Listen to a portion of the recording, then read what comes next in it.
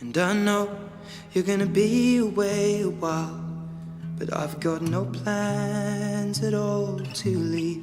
So Ed, the first album was many years in the making, so kind of how did you approach the second album?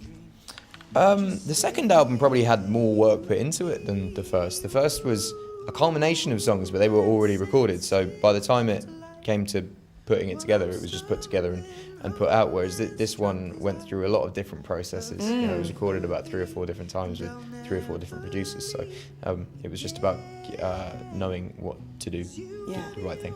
You were in the studio with Pharrell, an awesome song, saying, what was that like being in the studio? Did he make you wear his cool hat? No, I have a very round head, so I think wearing hats doesn't really suit me.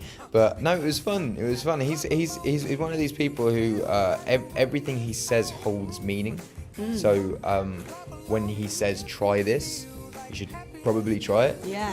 And I was quite reticent to do that to begin with, and then once I let myself go, it worked. Do you ever have a moment where you're like, that's Pharrell? I'm like sitting across from Pharrell, we're singing songs together, like is it ever nuts? Well, I think when you're working with someone, I didn't really get that, but he had so many people walking through the studio. Same with Rick Rubin. I don't know what it is about American studios, but people just turn up and just hang out. We were in with Pharrell and David Blaine turned up and started doing card tricks, and then Leonard Nimoy was downstairs. So like, you get starstruck in those moments where you don't expect these people to turn up, and you're just there recording, and then David Blaine's there doing a card trick, and you're like, oh well, I mean that makes my day better.